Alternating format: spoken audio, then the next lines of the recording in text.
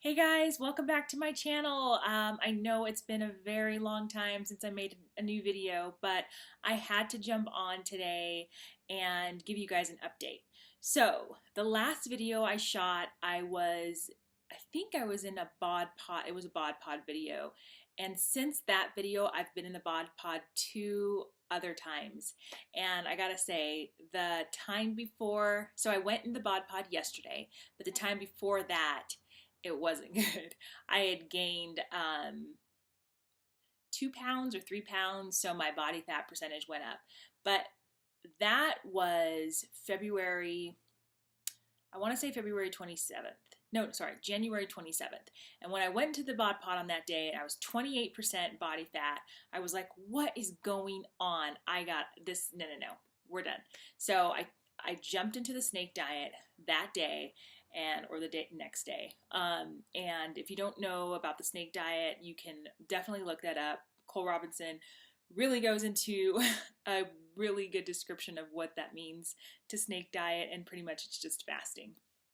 So I jumped into the snake diet, and I like to dry fast when I fast, because I feel like when I do water fast, I just get hungry, and when I dry fast, I'm thirsty, and I feel like it's easier for me to deal with being thirsty than hungry. And it's the effects are faster, and you don't have to do it as long. So I felt like, okay, I'm going to dry fast. I did 48-hour dry fast, and then I would refeed, and then I would do another 48 hours, and I would refeed. And so I did that pretty much for the whole month of February. Maybe give or take a week, I got off of that, and then I went back on. So that was my protocol for February. And let me tell you, my last, like I said, January 27th, I believe, was the last time I went to the bod pod, and I was 157 pounds. And then I went to the bod pod yesterday, and I was 137 pounds. So that's how effective it was with weight loss. Now, I did lose muscle because I think I might have been doing the dry fasting wrong. When I refed with fruit, and I probably should have refed with like a salad. But I refed with fruit because one, I'm at home with my kids all day, and I needed sugar. I needed like something to like get my insulin up and give me energy quickly. And so I felt like that was the most effective way for me to continue doing the protocol. But retrospect, I think that there might have been a even better way where I wouldn't have lost so much muscle. So I'm going to put up the numbers for you guys so you guys can see what I'm talking about, as far as how much muscle weight I lost, and then how much fat weight I lost. And all in all, I'm happy with where I'm at as far as my weight. Guys, I'm 137 pounds or 138 pounds, and I've never seen those numbers before in my life. Honestly, I'm sure at one point in my life I was 137 pounds. I just wasn't aware of it. And the earliest time I remember weighing myself was middle school. So how old are you in middle school? 12, 13. By that age, I was already in the 140s. So to be 138 pounds, 137 pounds, I'm shocked. I really am pretty shocked. And the only thing that I kind of, not regret, but it's kind of given me motivation to do more, is that I don't have much muscle. My body seems really squishy, and it's not because of the fasting. I think it's honestly because of where I was at. I never was an athlete. I never really did any weight training before. Before maybe 4 months ago, 4 or 5 months ago is when I first started weight training. Before then, I had never weight trained. I'd always done cardio. So I didn't really have a lot of muscle to begin with this journey. And so that's one thing that I'm going to take away with not being able to get into the lean category. I don't know if you guys been following me on Instagram, but that has been like a driving force for me, is to get into this lean category. I wanted so bad for my body fat to be lower than 22%, so that I can score into the lean category. But when I got out of the bod pod, I was 22.8%, 0.8% shy of hitting that goal.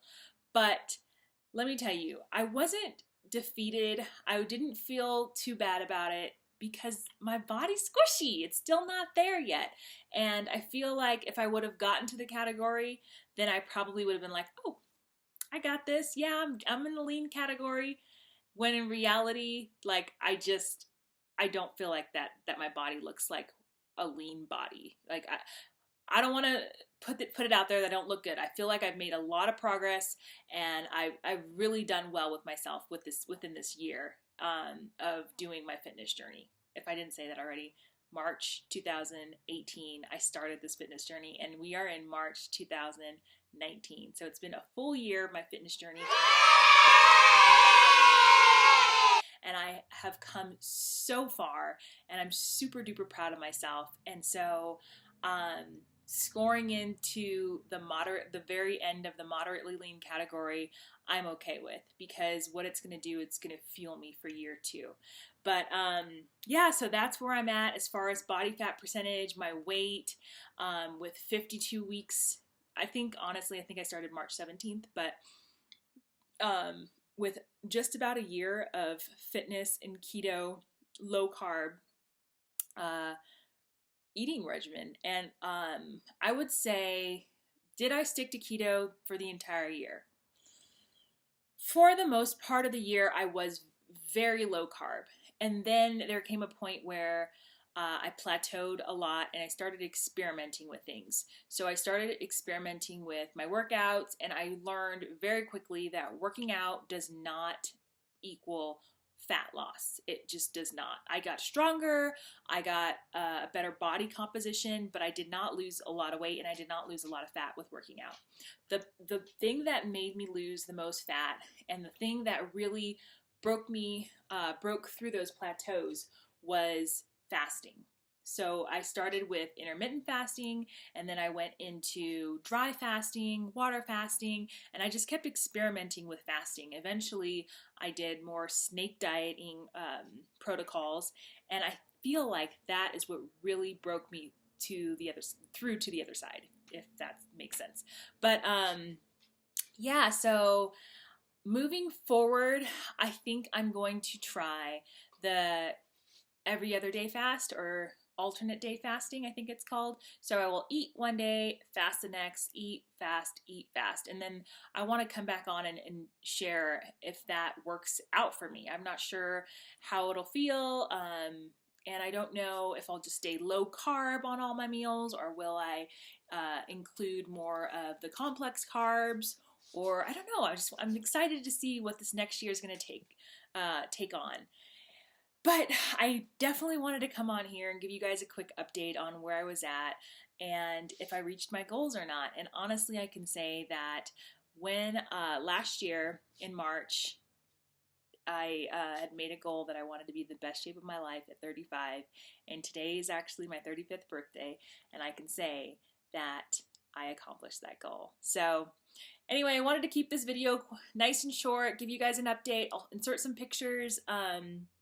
And just I'll insert some pictures, and yeah, so hopefully you guys like this video. Give it a thumbs up if you did, and stick with me. I'm gonna give you guys more updates as the year goes on.